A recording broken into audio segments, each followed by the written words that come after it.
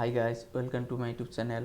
যিসকল ছাত্ৰ ছাত্ৰীয়ে BA CBCS কোৰ্ছৰ গুৱাহাটী ইউনিভাৰ্চিটি আণ্ডাৰত পঢ়ি আছে তেওঁলোকৰ বাবে এই ভিডিঅ'টো অতি গুৰুত্বপূৰ্ণ।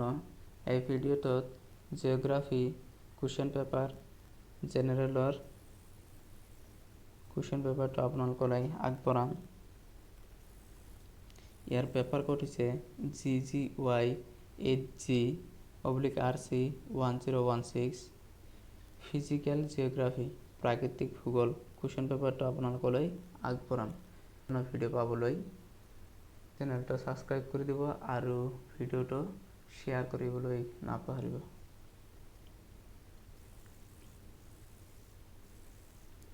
কুৱেশ্যন নং 1 দিছে শুদ্ধ উত্তৰটো বাছি উলিওৱা। দিছে সূৰ্যৰ অতি বেঙুনীয়া ৰশ্মি শোষিত হয় ষ্ট্ৰেটোমণ্ডলত, আয়নমণ্ডলত, অজন মণ্ডলত আৰু বহিমণ্ডলত দিছে। শুদ্ধ উত্তৰটো বাছি লিখিব লাগে। দিছে নিফে তৰফৰ উত্তাপ হ'ল 1000 degree Celsius, 2000 degree Celsius, 2500 degree Celsius আৰু 3000 ডিগ্ৰী চেলচিয়াছ। শুদ্ধ উত্তৰটো লিখিব লাগে। দিছে ডলড্ৰাম হ'ল নিম্নচাপৰ সৈতে বতাহৰ শান্ত অৱস্থা, উচ্চ চাপৰ সৈতে অস্থিৰ অৱস্থা। দিছে বিজুলী ঢেৰেকণিৰ ধুমুহা উপৰোক্ত এটা নহয়। যিটো শুদ্ধ এনচাৰ এইটো লিখিব লাগে। কুৱেশ্যন নং দিছে ৰাসায়নিক বিচূৰ্ণী ভৱন প্ৰধানতঃ কাৰ্যক্ষম হয় হিমবাহ অঞ্চলত, শুক্ল অঞ্চলত, চূণশিল অঞ্চলত, উপৰোক্ত এটা নহয়। শুদ্ধ উত্তৰটো বাছি লিখিব লাগে। দিছে গেদীয় শিলসমূহ গঠন হয় প্ৰধানতঃ বিচূৰ্ণীকৃত অৱশিষ্ট। 1 দিছে বেচাল্টৰ দ্বাৰা, 2 দিছে ৰূপান্তৰিত শিলৰ দ্বাৰা, 3 দিছে হিউমাছৰ দ্বাৰা, 4 দিছে আগ্নেয় শিলাৰ দ্বাৰা। কুৱেশ্যন নং F ইয়াত দিছে এটি দ আৰু ঠেক নদী উপত্যকা কোৱা হয় গিৰিখাত ভি আকৃতিৰ উপত্যকা। দিছে জলবায়ু শ্ৰেণী বিভাজনত তাপমান আৰু অধঃক্ষেপণক মূল ভিত্তি কৰিছিল। 1 2 3 4 5 দিয়া আছে, যিটো শুদ্ধ এইটো লিখিব লাগে। কুৱেশ্যন নং 2 ইয়াত দিছে চমু উত্তৰ লিখা।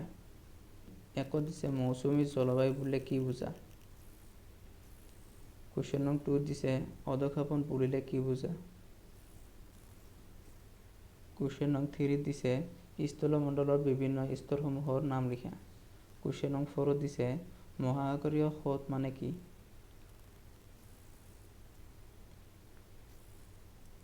ইয়াত দিছে তলত যিকোনো তিনিটা প্ৰশ্নৰ চমুটকা লিখা। 5 × 3 = 15 মাৰ্ক। 1 দিছে প্ৰাকৃতিক ভূগোলৰ পৰিসৰ। 2 দিছে জলচক্ৰ। 3 বায়ুমণ্ডলৰ উলম্বিক গঠন। 4 দিছে বিচূৰ্ণী ভৱন আৰু ক্ষয়ী ভৱন। কুৱেশ্যন নং 4 ইয়াত দিছে তলৰ প্ৰশ্নৰ উত্তৰ লিখা যিকোনো তিনিটা। কেপেনৰ জলবায়ু শ্ৰেণীবিভাজন বৰ্ণনা কৰা। মাৰ্ক 10।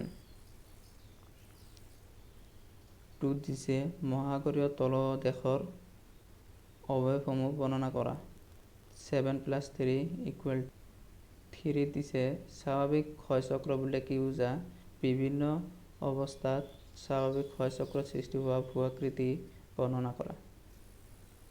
কুৱেশ্যন নং 4 দিছে মৌচুমী বতাহৰ উৎস আৰু বিতৰণ সম্পৰ্কে আলোচনা কৰা।